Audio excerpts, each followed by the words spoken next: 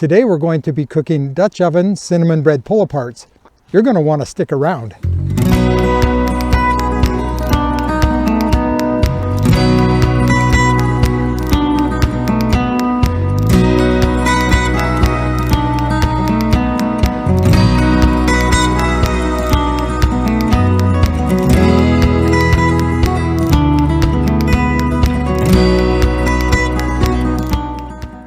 Welcome back to Outdoor Skills Made Easy.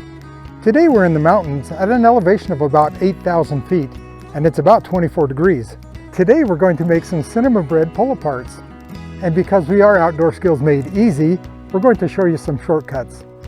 This recipe only has 5 different ingredients, is easy to do, and instead of putting it right in our Dutch oven, we're going to use a liner which will make easy cleanup.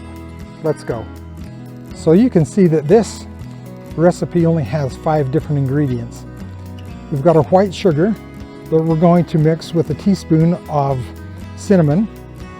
Then we have brown sugar and butter. We'll use 3/4 of the stick of butter in the recipe. We'll melt that and mix that with the brown sugar. We have 2 cans of these Pillsbury biscuits that just pop out. There's 8 different biscuits in each of the cans, and we'll cut those into quarters. So let's start. The first thing that we'll do is we'll put the granulated sugar in the bag, and then we'll add the cinnamon and shake it up.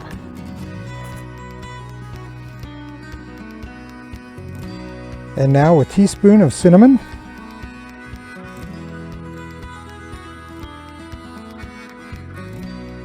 And mix it up.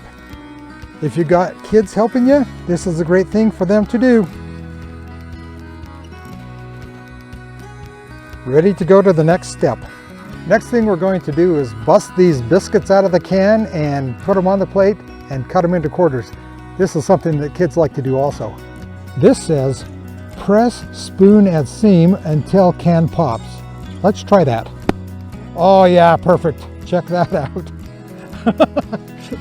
You want to keep your dough chilled until it's time to lay it out on the pan. This will make it easier to work with and make sure that it's less sticky when you handle it. On a trip to Alaska, we picked up this ulu knife that I really like, and I use it a lot in the outdoors while I'm cooking. Let's just cut them into fourths.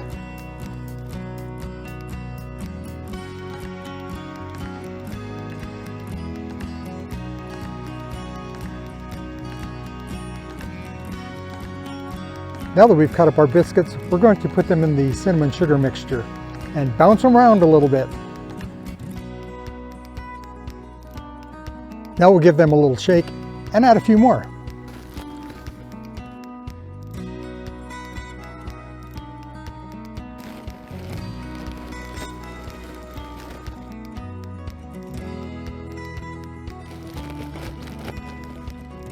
That already looks delicious.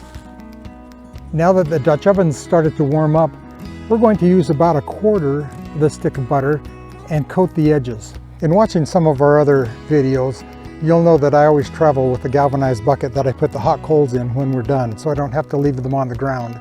But today we're going to start with a garbage can liner in the bucket. I'll throw all of the trash in there, and then when we're done with the hot coals, I'll pull the trash liner out and we'll be able to use the bucket for the hot coals. Wonderful.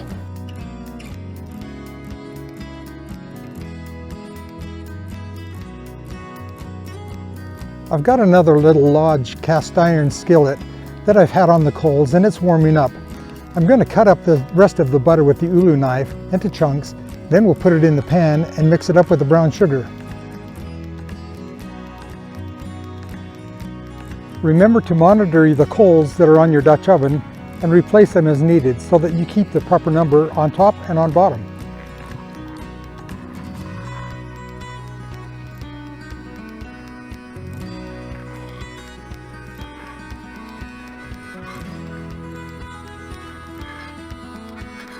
That looks delicious.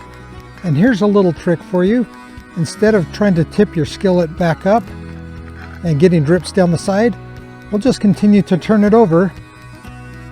And look at that, we've collected all the drips. It's been about 50 minutes, and so we're going to take the lid off and, as they say, stick a fork in it and see if it's done.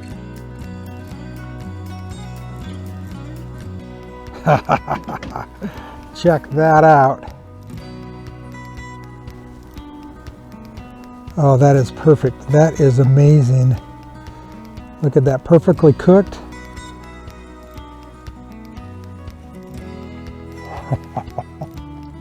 That is so good. Now we'll let that sit for about 10 minutes with the coals off. We'll flip it upside down and enjoy it. You know, it may just be easier to grab one and pull it apart as it's meant to, one at a time.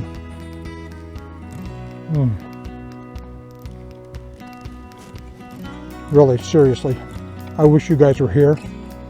Warm, delicious, sugary, sweet, in the mountains. Life does not get better than this. We hope that you're enjoying your pull-aparts as much as we're enjoying ours. There is nothing better than eating sweet treat in the mountains. Join us again at OSMEtv.